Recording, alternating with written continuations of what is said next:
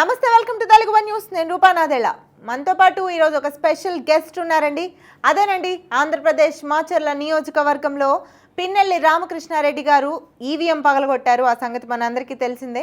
అయితే ఆయన అందులో పాము దూరడం వల్ల ఓటర్ల ప్రాణాలు కాపాడడం కోసమే ఈవీఎంని పగలగొట్టారని తెలుస్తోంది. అయితే అందులో భాగంగా ఈవీఎంలో నుంచి బయటకు వచ్చిన పాము గారు ఈరోజు మనతో లైవ్లో ఉన్నారు.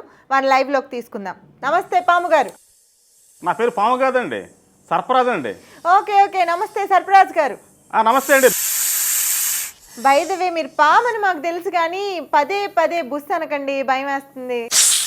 సారీ అలవాటు అయిపోయిన ప్రాణం కదండి. సరే సరే, మీ బ్యాక్గ్రౌండ్ ఏంటో మా ప్రేక్షకులకి చెప్పండి. అంటే మా సొంతూరు మాచర్లు అండి. మా అమ్మ నాన్న లవ్ మ్యారేజ్ చేసుకున్నారండి.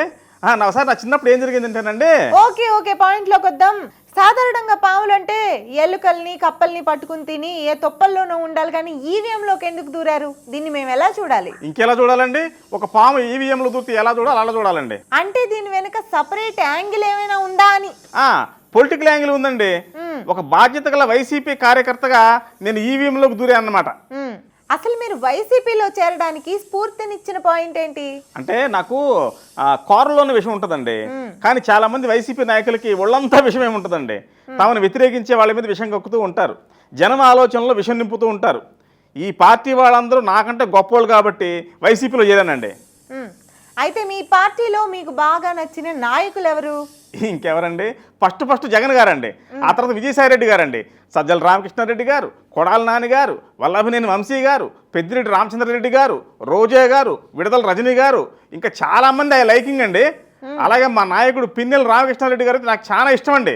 వీళ్ళందరూ నాకు నచ్చిన నాయకులేనండి. అదిగో బుస్ అనొద్దని ఎన్నిసార్లు రిక్వెస్ట్ చేసినా మళ్ళీ బుస్ అంటారు. అంటే మా నాయకుల గురించి మాట్లాడేటప్పుడు నాకు ఒళ్ళు తెలియదండి, బుర్ర పని చేయదండి, బుస్సు కూడా ఆగదండి, అందుకే అలా అన్నాను. సారీ యాంకర్ గారు. ఇంతకీ మీరు ఈవీఎంలోకి ఎందుకు దూరారు?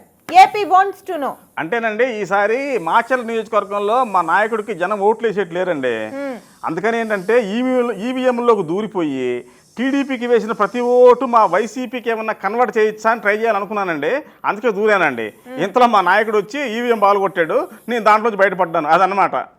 మీరు ఈవీఎంలో ఉన్నట్లు మీ నాయకుడికి ఎలా తెలుసు? అసలు ఆయన ఈవీఎం పాల్గొట్టేది నన్ను కాపాడడానికి కాదండి.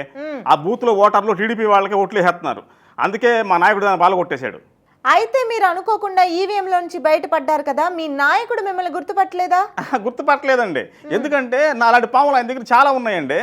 మాచర్లలో విధ్వంసం చేస్తుందంతా ఆ పాములే. అందుకే ఇన్ని పాముల్లో నేను ఒక పాములా కలిసిపోయాను అన్నమాట.